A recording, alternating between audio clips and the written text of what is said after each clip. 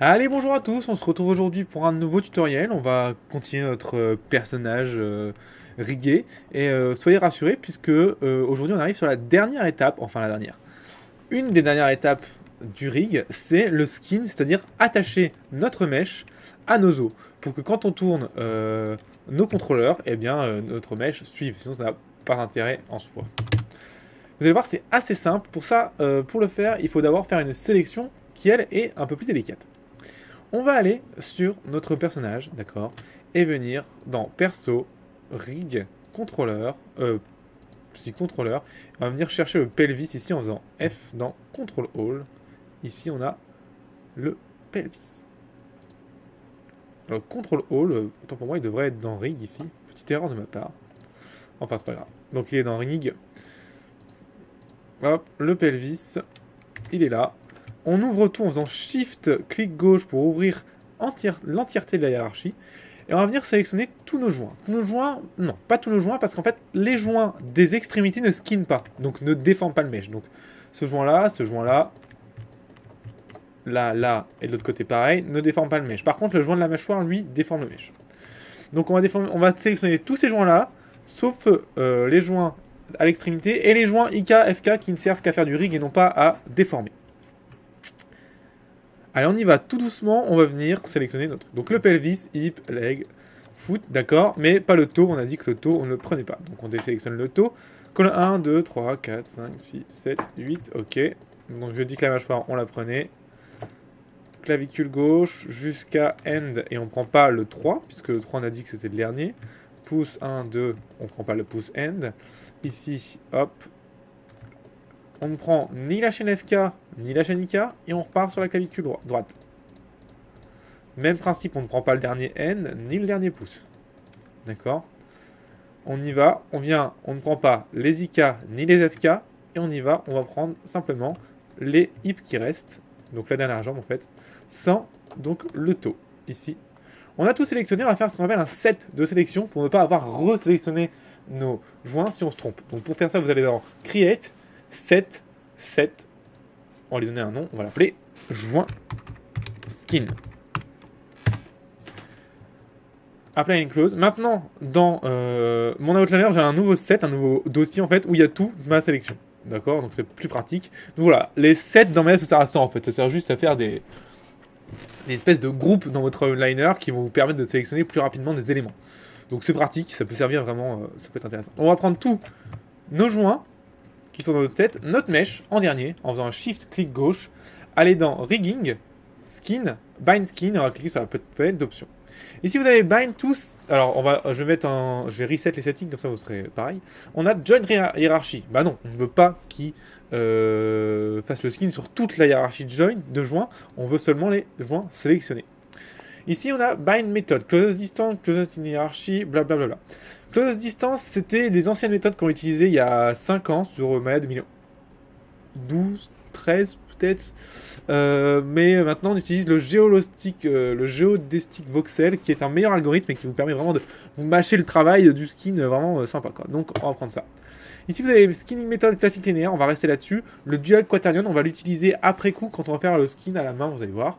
On a le normalized weight interactive non post, j'expliquerai ça aussi quand on fera le skin weight. Juste après, vous allez voir que c'est un paramètre qui est changeable. Weight distribution, alors là, c'est comment la distribution du weight sur les joints va se distribuer. Est-ce que ça va être en fonction du mesh et de la distance entre le mesh et le joint, ou alors est-ce que ça va être en fonction des os voisins? Je vous conseille de mettre distance. Pour le coup, je n'ai jamais essayé personnellement Neighbors, mais je pense que ça marche moins bien.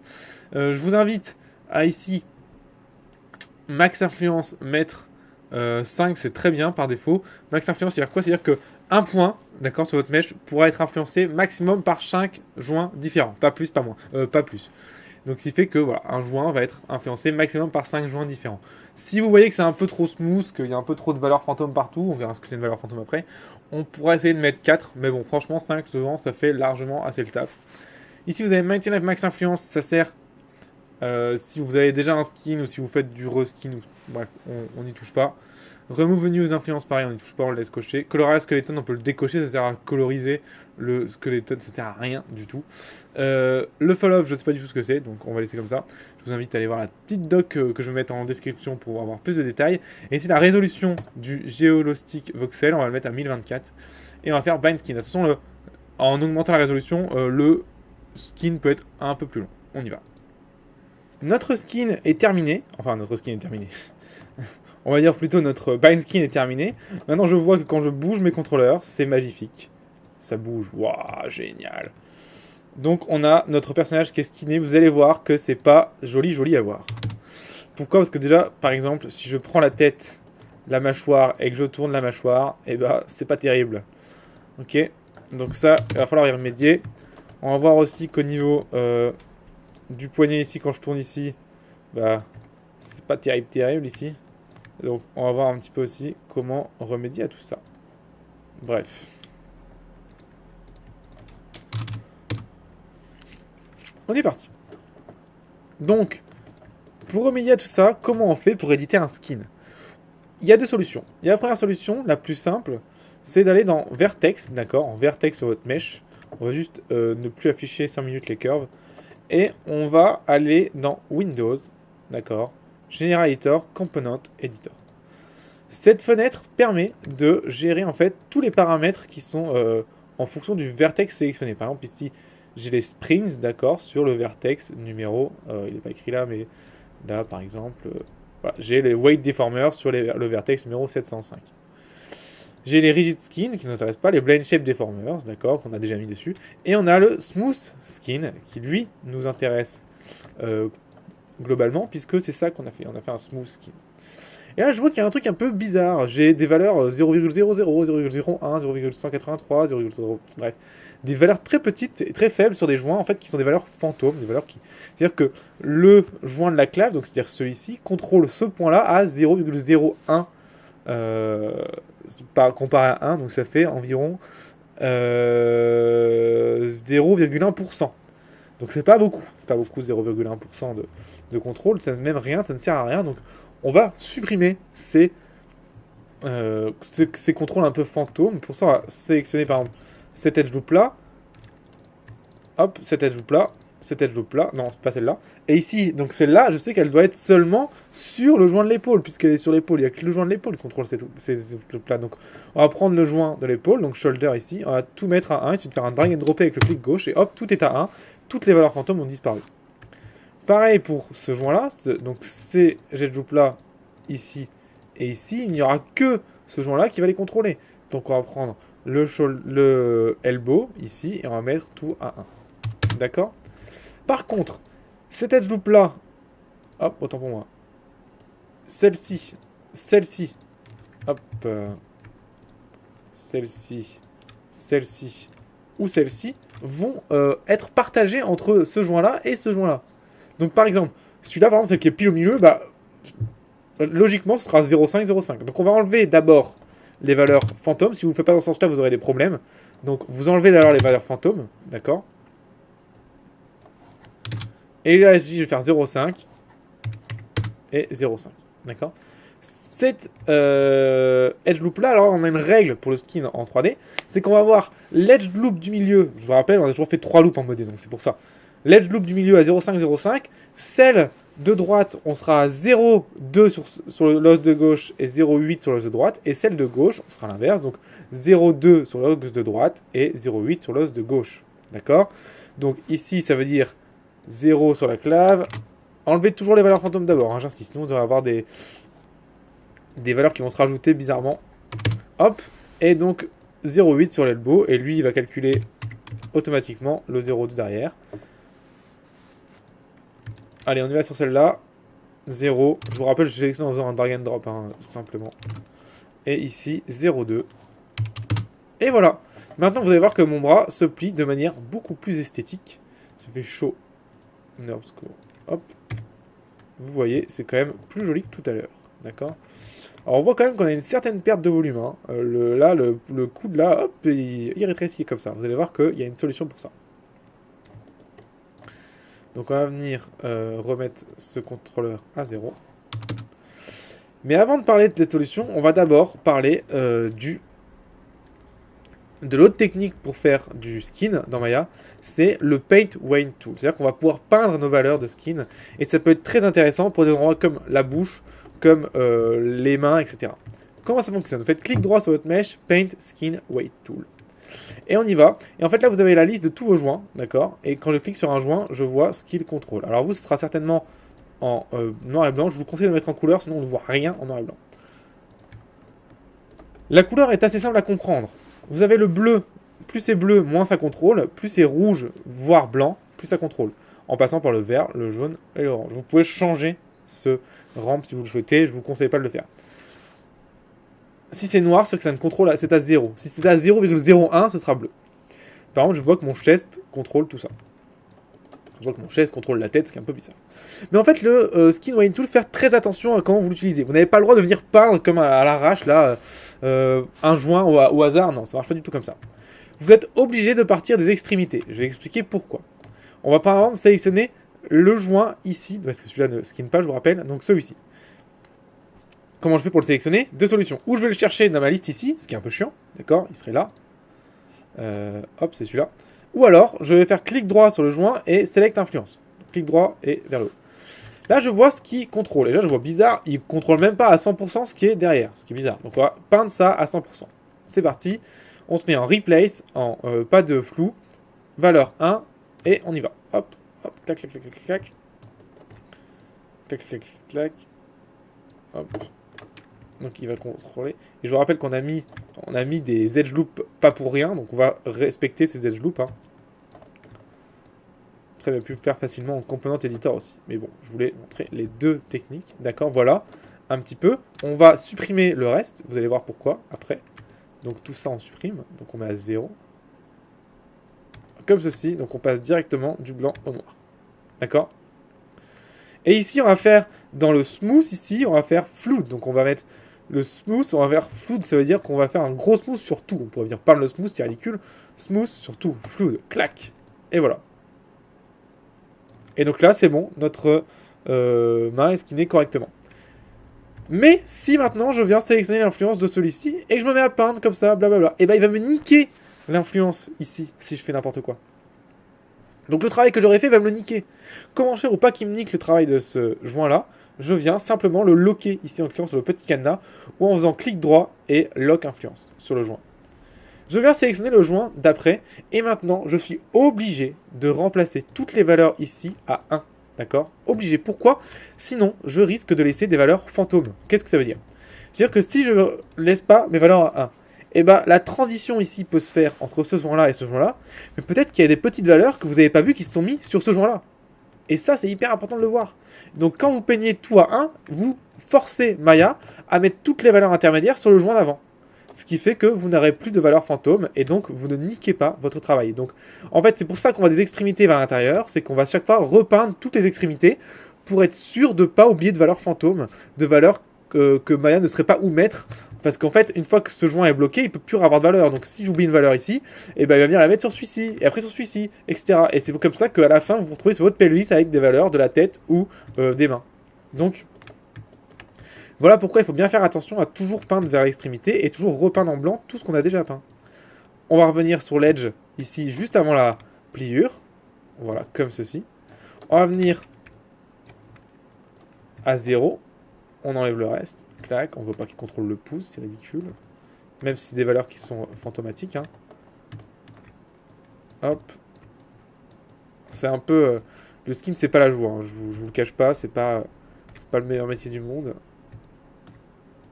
Mais bon, il faut y passer. Une fois que c'est fait, c'est fait. Voilà, on a notre skin correct en 1, 0. On n'a plus qu'à faire un smooth 2 fois. Et voilà. Et on peut le locker. Et voilà. Et comme ça, on va progressivement faire toute notre main comme ça. Une fois qu'on a... Et là, je vous conseille qu'une fois qu'on vous avez fait ces deux doigts-là, vous faites votre pouce, et après vous faites cet os-là, etc. D'accord? Maintenant, regardez quand je plie mon bras, c'est tout propre, tout beau. Waouh, trop bien. D'accord? Alors, heureusement, on ne doit faire qu'un seul côté, ça c'est cool. On peut très bien sélectionner votre mèche et faire un skin, mirror skin, et ça vient mirror skin weight, et ça vient faire un mirror de votre skin de gauche vers la droite. Logiquement, il faut rien changer ici, d'accord. On est toujours sur x, plus x moins x, sur y, z, on y va, mirror. Et maintenant, quand je veux tourner ces deux-là, mon skin est propre. C'est beau, c'est magnifique. Ok, donc voilà, donc je vous invite à faire le reste par vous-même. C'est pas difficile, c'est juste un peu chiant. Attention à ne pas vous embrouiller. Alors vous embrouillez toujours des extrémités vers l'intérieur. Donc je commence par la main jusqu'à l'épaule. Enfin, je commence ses doigts, après le pouce, après le poignet jusqu'à l'épaule. J'arrête. Pareil, je commence le toes, hop, les chevilles jusqu'au pelvis, enfin jusqu'à la hanche, j'arrête. Après la tête jusqu'au chest ici, j'arrête. Et après je remonte au geste jusqu'au pelvis et j'ai terminé. D'accord? Alors on va faire une petite subtilité qui est la mâchoire, qui est un peu chiante, on va regarder comment la faire. Donc vous sélectionnez ici votre mèche, vous faites en Paint Weight Skin Tool, vous faites clic droit, Select Influence sur votre mâchoire, et là on voit que votre mâchoire contrôle toute votre tête, ce qui est ridicule. Donc on va faire Replace, on va se mettre en 0 et on va faire Flood pour mettre tout en noir. Donc c'est-à-dire Flood en fait ça remplit toute la valeur qui est sélectionnée. On va se mettre en valeur 1 et on va venir commencer à peindre un petit peu notre mâchoire. Donc notre mâchoire c'est quoi? C'est cette partie là. Hop, hop. Voilà. C'est l'intérieur, bien sûr. Pensez rigide pour l'instant. Hein. Pensez toujours rigide au début. Et après avec le smooth ça vient donner un truc très joli. Très smooth justement. Si vous pensez pas rigide, si vous peignez déjà avec des valeurs intermédiaires, vous allez avoir un truc trop smooth en fait. Trop moche. Trop mou. Hop, on va mettre une valeur 0 ici, là. Clac. Hop, on va rajouter une valeur quand même dans le fond. Vous voyez que c'est un petit peu chiant quand même. Là. On a ça, on va faire un smooth. Fluid. 1, 2. Ouais, ça devrait aller. C'est peut-être pas assez peint. On va voir. Allez, 3. Hop. On a ça. Et maintenant, quand je tourne, pardon, ma mâchoire, j'ai un truc beaucoup plus cohérent déjà. Voilà. On peut le laisser comme ça ouverte pour corriger les problèmes qu'on a. Donc on la laisse ouverte. Et on va venir corriger les problèmes qu'on a. Déjà le problème c'est que par exemple mon menton ne va pas assez loin. Puisque l'intérieur de ma bouche vient dépasser. Donc hop, ici. Donc ce que j'aime faire c'est le laisser en place comme ça. Venir en skin tool. Je vois que là il n'y a pas assez de valeur. Donc je vais venir faire un smooth à ce niveau-là. Donc smooth. Et on y va. Ici surtout. On va venir replace, prendre la valeur qui est ici. Alors, avec la pipette ici, vous pouvez venir prendre la valeur ici. Et venir tout peindre là, avec cette valeur. Voilà. Comme ça, il n'y a plus de problème. Hop. Comme ça. Vous venez smoother un peu tout ça. Donc là, par contre, en peignant, bien sûr. Sinon, ça n'a pas d'intérêt. Voilà. Hop, on va bien smoother l'intérieur de bouche. Hop, alors, oui, mon pinceau, c'est B, hein. B drag and drop pour agrandir ou rétrécir votre pinceau. On va venir prendre la valeur qui est ici, d'accord? En replace, celle-ci. Et venir la mettre sur la bouche ici. Pour éviter que ça passe à travers. Ouais, c'est mieux. C'est mieux, c'est mieux. On va faire un smooth ici. Ah, ça passe à travers. Voilà. Alors c'est pas mal, sauf que là il me l'a déformé totalement. Mais c'est pas un souci, puisque là maintenant je vais simplement me remettre ça à 0 et me faire un mirror skin pour qu'il me fasse un mirror. Comme ça on aura que les deux côtés qui seront bien. Donc on y va. Skin, mirror skin weight. Maintenant quand je tourne, voilà, j'ai un truc qui est cohérent. Ok, bon il y a encore un petit défaut à l'intérieur à corriger, mais bon voilà, au moins on part sur une bonne base. On va se faire la tête vite fait aussi, pour qu'après on puisse voir comment ça réagit avec les expressions. Donc c'est simple, on a notre mâchoire qui est terminée. Comme tout à l'heure, on va venir Select Influence et Lock Influence. On prend la tête, on y va. On va peindre tout à 1 dessus. Parce que logiquement la tête prend tout à 1. Et surtout, on va peindre bien tous les éléments de la mâchoire. Hein. Si vous ne peignez pas tous les éléments de la mâchoire, encore une fois, ça peut créer des valeurs fantômes. Donc peignez bien tous les éléments qui ont été skinnés par les os qui étaient en enfant de l'os que vous peignez. D'accord? L'os que vous peignez a forcément des enfants. Si on n'en a pas, c'est les extrémités, donc il n'y a pas de problème. S'il y a des enfants, vous devez peindre en blanc l'intégralité de ce que skinner son enfant. C'est indispensable. Si vous ne le faites pas, vous allez avoir des valeurs fantômes qui vont se mettre sur d'autres joints, puisque Maya ne sait pas où les mettre, parce qu'en fait, Maya ne peut pas faire de skin avec en fait, un point est forcément skinné. Un point ne peut pas avoir une valeur qui n'est pas skinnée. Donc s'il y a deux joints, par exemple, et que vous mettez sur ces deux joints une valeur de 0 au point, et bien le point va venir prendre une valeur sur d'autres joints, aléatoirement. Maya se débrouille. Et c'est comme ça que des fois on se retrouve avec des valeurs de skin sur le pelvis alors qu'on est en train de faire la main, quoi. Ça vient du fait que vous n'avez pas peint à chaque fois en blanc ce que skinner l'enfant. Parce que si vous faites pas ça, bah c'est comme ça que Maya va mettre des valeurs fantômes. Alors que quand je peins en blanc ce que skinner l'enfant, je suis sûr de niquer toutes les valeurs fantômes, puisque c'est où ça va sur la tête ou ça va sur la mâchoire là. Mais comme c'est un 1, il prend tout le reste. Il n'y a pas de valeurs qui vont une part, c'est ou mâchoire ou tête. Donc c'est comme ça que ça fonctionne. Donc, bien faire attention aux valeurs fantômes, bien peindre à 1 le joint de l'enfant. Voilà, la ligne de la tête est ici, donc on va faire ça, comme ça. Hop. Voilà, globalement c'est celle-là. Hein. Donc, on y va, on se met en replace noir, clac, et on y va, c'est parti. Hop. On se remet en blanc, on vient faire la dernière ligne ici, bien que ce soit bien propre. Voilà, on vient faire un smooth. Hop, hop.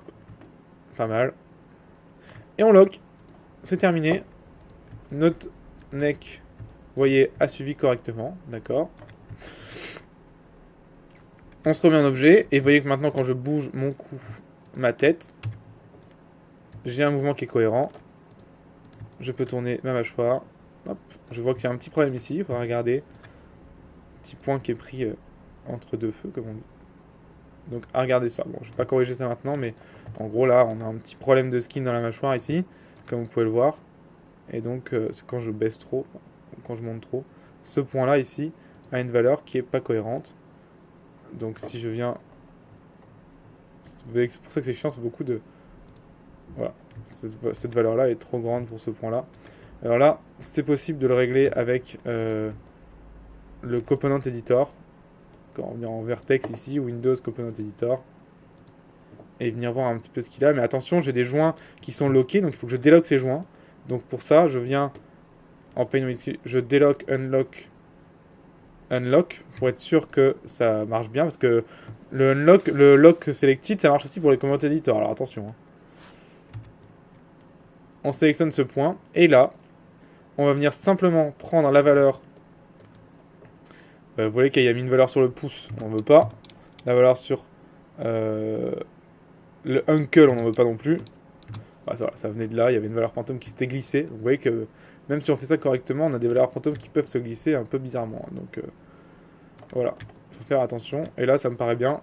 On va pouvoir revenir locker certains éléments. Donc on vient locker celui-ci, on prend le coup. Et là on voit que le coup, il faut absolument tout peindre en blanc. Et vous allez voir que ça va corriger ce problème, parce que là j'ai des valeurs qui sont aléatoires, qui sont venues se mettre n'importe où. En peignant tout ça en blanc, je corrige ces valeurs. Replace 1. Alors pourquoi il veut pas peindre? Qu'est-ce qui t'arrive? Allez, allez. Alors petit problème. Hop. Paint My Skin Tool. Ok. Ah, chaque fois il fait ça un peu bizarre. Hop. Select influence. Replace. D'accord. Interactive, valeur 1. On y va. Voilà, il veut bien peindre. Et voilà. Et là je corrige le problème que j'avais. Et je mets bien sur toute la tête, encore une fois. Parce que j'ai dit, je peins absolument tout ce que les enfants ont peint. D'accord. Alors là, je sais logiquement qu'il n'y a pas de problème. Mais c'est surtout au niveau de la liaison, on va dire, cou et bouche, quoi. Cou, tête. Je sais qu'il peut y avoir des valeurs fantômes qui vont se perdre, donc c'est pour ça que je vais tout peindre. Et là, vous voyez que ça a corrigé le souci que j'avais tout à l'heure. D'accord? Donc ça, c'est important. Hop, voilà. Bon, on va dire que pour l'instant, c'est bon. On va mettre ça à 0. Voilà, et vous voyez que donc le skin, disons que le skin est après terminé. Vous voyez que là, maintenant, mes expressions fonctionnent parfaitement, même avec un skin. D'accord? Si je veux bien, le monsieur, Alors là, j'ai un petit souci.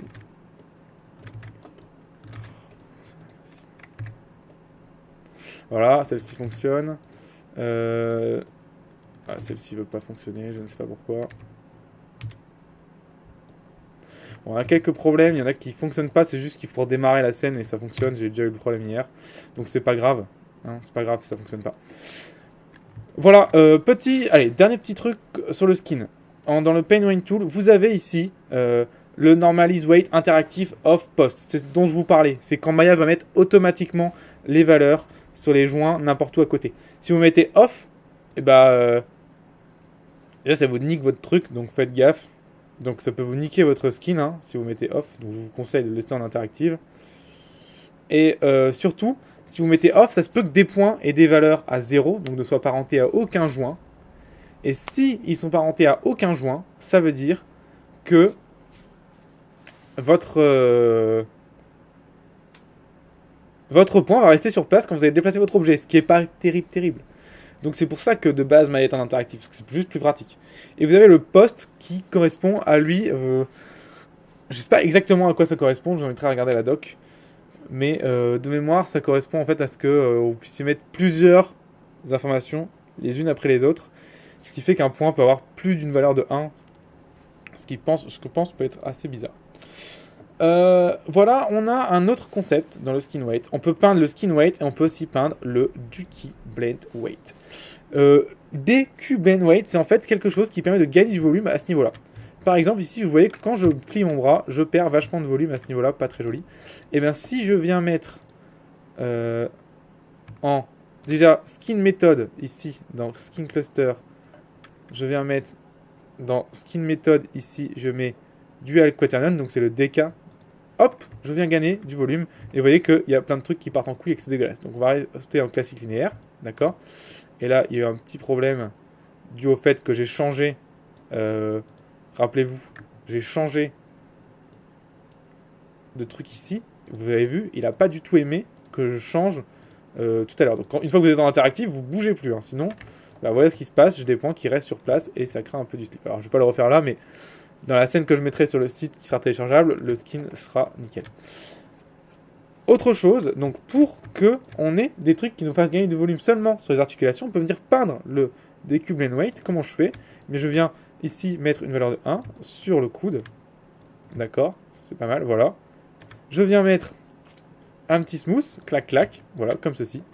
Et je viens maintenant ici dans mon Skin Cluster mettre non pas l'un ni l'autre, mais les deux, Blend Weight. Et là, je vois que j'ai bien gagné du volume sur le bras. D'accord? Ça m'a fait gagner du volume sur le bras. On voit que c'est peut-être pas assez fort. Pas grave, je peux revenir peindre un petit peu en Skin Weight. Alors vous voyez que des fois ça bug, il faut repasser de l'un à l'autre. C'est pas grave. Et là, on y va. On vient remplacer un petit peu, mettre un peu plus de volume. Hop, sur cette edge loop là. Je pense que ce sera pas mal. Voilà, donc ça c'est pour les parties qui perdent pas mal de volume et on est bon. Maintenant, on a un bras qui se plie, on va dire, globalement assez correctement, quoi. Si je me mets en 3, faites pas attention à ça, encore une fois, c'est parce que j'ai changé d'interactive mode, ne le faites pas. Ouais, ça va. Alors souvent, le plus chiant en skin, vous allez le voir, c'est les épaules. Les épaules et la clavicule. Voilà, pour éviter ce genre de choses. Et puis, ce niveau-là aussi. Hop. Ah oui, ce niveau-là, ici, là, vous allez avoir des petits problèmes. Oh, ça va, il le gère assez bien, je trouve, au niveau de l'entrejambe. Hop. Et puis c'est tout, quoi. Globalement, après, le Geolistic Parcel a fait un taf assez cool au niveau du ventre et de la colonne vertébrale. Sinon, il n'y a pas trop à retoucher, ça. Globalement. Au niveau des jambes, logiquement, ça va à peu près aussi. Voilà, là, vous perdez pas mal de volume. Il faut remettre un petit peu de rigide en venir repeignant correctement. Mais globalement, c'est pas énorme. C'est pas grand-chose. Et puis, il y a ouais, le pied aussi souvent à refaire un petit peu. Et puis voilà, quoi, c'est tout. Donc je vous laisserai faire ça tranquillement, faire l'entièreté de votre modèle en skin. Vous allez voir, c'est pas très compliqué, c'est juste très chiant. Et puis voilà, on va juste sélectionner tous nos contrôleurs. Hop, juste désélectionner ça. Clac. Allez, désélectionner ça. Voilà, et remettre à 0. Raté. Allez, allez. Hop là. Hop là. Hop là, on va sélectionner. Ah, il veut pas. Il veut pas, il veut pas. Allez, allez. Hop, on va prendre cela. Tant pis. Clac. Voilà. Hop, j'ai oublié ma clavicule. Voilà, globalement, voilà notre personnage qui est skinné et presque prêt à l'animation. On va dire qu'on va faire quelques petits ajustements la semaine dernière, notamment pour ce problème de bras qui tourne voilà, très bizarrement à ce niveau-là. Vous allez voir qu'il y a une petite technique pour que l'entièreté des points se mette à tourner dans ce sens-là, mais par contre qui ne tourne pas dans ce sens-là. Donc bon, ça, je vais l'expliquer la semaine prochaine. Je vais essayer d'expliquer aussi les yeux, d'accord. Et puis, je pense que ce sera tout pour le rig du perso, ça fait déjà pas mal de boulot, d'accord. Rappelez-vous, si vous avez un problème au niveau des blend shapes, rouvrez et fermez votre scène. Logiquement, ça devrait régler le souci. Voilà, je viens de le faire, ça m'a l'air d'avoir réglé mon souci. Ouais. Allez. Je vous dis bon courage, et puis je vous dis à la semaine prochaine pour un nouveau tutoriel. Si vous avez des questions sur le skin, comment ça fonctionne, etc., n'hésitez pas en commentaire, je me ferai un plaisir d'y répondre. Allez!